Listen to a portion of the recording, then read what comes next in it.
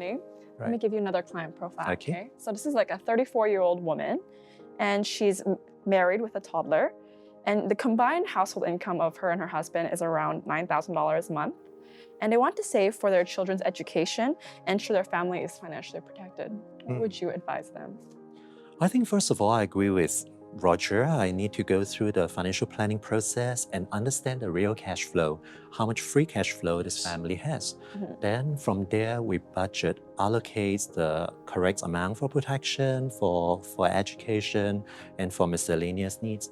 But for now, I'll just address the very immediate wants of the clients, which is about education planning.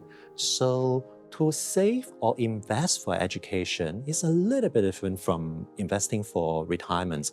What's so different? There are two aspects. Number one, if you want to retire, but let's say exactly around or just around your retirement year, suddenly there's a major market crash and market dropped 40%. Do you need to liquidate all your retirement fund in one go? You don't have to, right? However, for education, there's a clear timeline. If the child needs to get to university, even if there's a market crash, at that point in time, the money still need to be spent.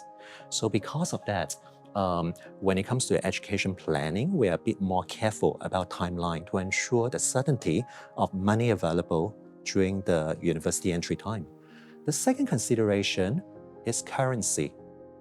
How sure are you that your child will end up studying in Singapore? Could that be overseas as well? So if their overseas education is certain aspiration, then when we invest, we will also look into currency diversification as well to address some of the need. All right. So, but after addressing that, usually I'll remind the clients that education planning, you want to invest well, require more hands-holding, especially in the later parts towards the maturity time, we have to lower the risk.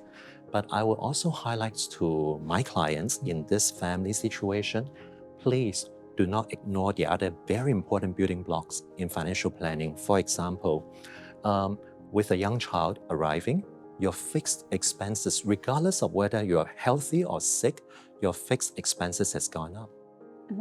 Have you reviewed your own protection planning? Okay, maybe last time just enough, perhaps now you need slightly more to cover yourself and to also take care of your children in events of falling ill.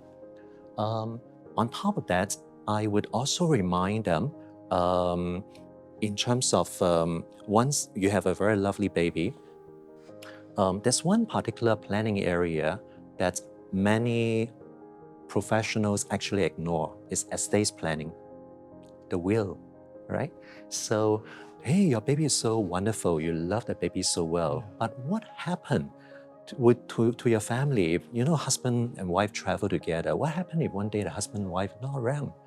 Who will look after the child? Do you recommend estate planning like immediately once you have a child? I would recommend that this is part of the planning building blocks. You need to be aware. So I believe that it's important, number one, awareness. Number two, many of these planning items, they are actually important. Some may be perceived as important, but not urgent, okay? We will ensure that, but we will still ensure that we go through a systematic process so that at the end, the clients will not miss out any of the important building blocks. Because nobody can be certain, even though I'm now 34-year-old, but nobody can be certain that this person will live on for the next 50 years. Anything can happen. So in events of contingency, we want to make sure that the planning is secured. Well, that was truly insightful. Thank you guys so much for sharing. It really has shown me that, because of so much that I've learned from you guys, that you really can't find such detailed information like this by simply going on Google or ChatGPT. You can't replace these decades of experience and knowledge with a couple of YouTube videos. Especially in this fast-changing world, I would really want to talk to a financial consultant who knows what they're doing and knows what's best for me. If you guys enjoyed this video, please remember to like, comment, and subscribe, and press the post notification button down below so you don't miss out on any future videos that we post about insightful stories and useful career tips. And if you guys are ready to take the next step on managing your funds, there are contact details down in the description below. Thank you guys so much for watching, and we'll catch you in the next one. Bye! Bye.